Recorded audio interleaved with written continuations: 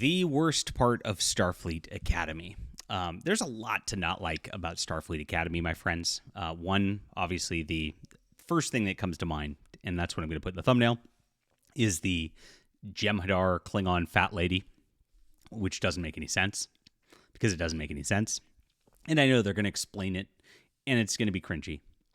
It's Alex Kurtzman Trek. They always do this. Number two, obviously the whole premise of Starfleet Academy is cringy just by itself. We've never wanted this. Brandon Braga has been pitching this for decades, and nobody's ever wanted it. Number three, we have the post-Burn Discovery era, which makes this just like there's not one person in the world who actually wants to watch this at this point. It's really not something anybody wants. Now, they're trying to mitigate this with, of course, Robert Picardo, the Doctor, being in it from Voyager, one person that most people like. And of course, people remember Voyager, and I hope they don't ruin it. And they keep talking about teasing Benjamin Sisko stuff in it, too. I really hope that they leave Sisko alone, to be honest. Happy birthday to Robert Picardo, by the way. It is his birthday today. Now, that's not the worst part of all this. It gets worse, and we'll get into this in just a moment. Please hit the like and subscribe button as we talk about all things Trek. This is my Valiant Frontiers, my friends. It is a trilogy of science fiction novels that I've got for you. If you miss the real exploring of strange new worlds, if you miss the sense of wonder, the sense of heroism, this is for you. You're going to absolutely love this. We have the crew of the EAS Valiant who goes out, and each one of these has its own science fiction work, its own science fiction concept, and they resolve like it's an episode.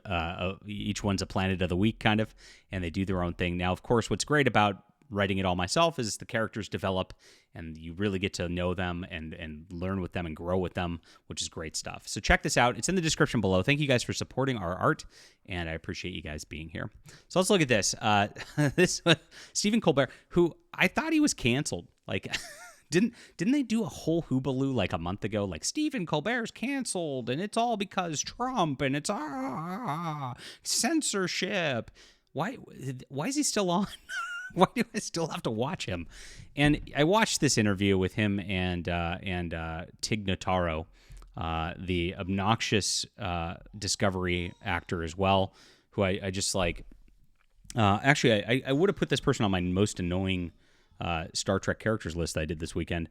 I forgot about her. I think she's actually more annoying than the gay science guy, the blonde guy. What's his name? I can't remember.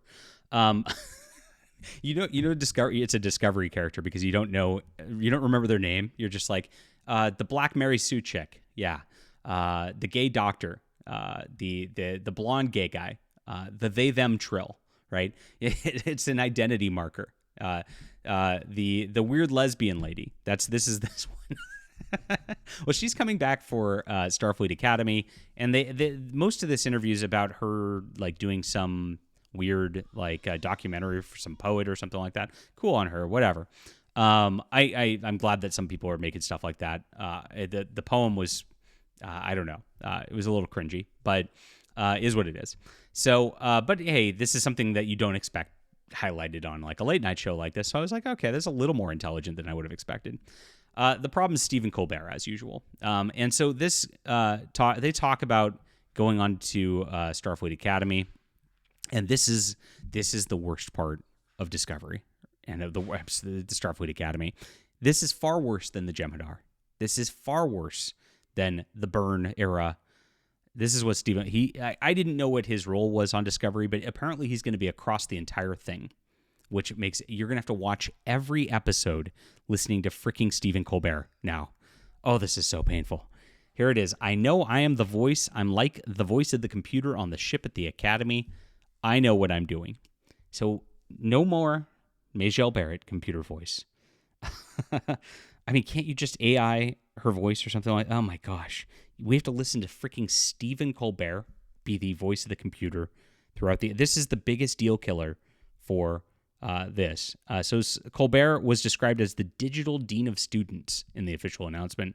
He'll be giving daily announcements to the students and alerting them of their needs for immediate attention.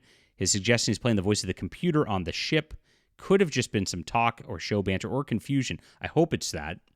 Oh my gosh. Because I hope it's confusion. Because this guy clearly doesn't know anything about Star Trek. And I don't even know why he's involved. That said, the show nature, Athena is integrated in the Academy, gives characters dual roles, like Hallie Hunter as Chancellor of the Academy and Captain of the U.S. Athena. So Gina Yasher, that's our Jem'Hadar, is the first officer, Laura Throck, who's the cadet master also. So it's possible the digital Dean of Students is also the voice of the ship. If we have to listen to him throughout the entire episode on every single episode of the show, oh my gosh, what a disaster.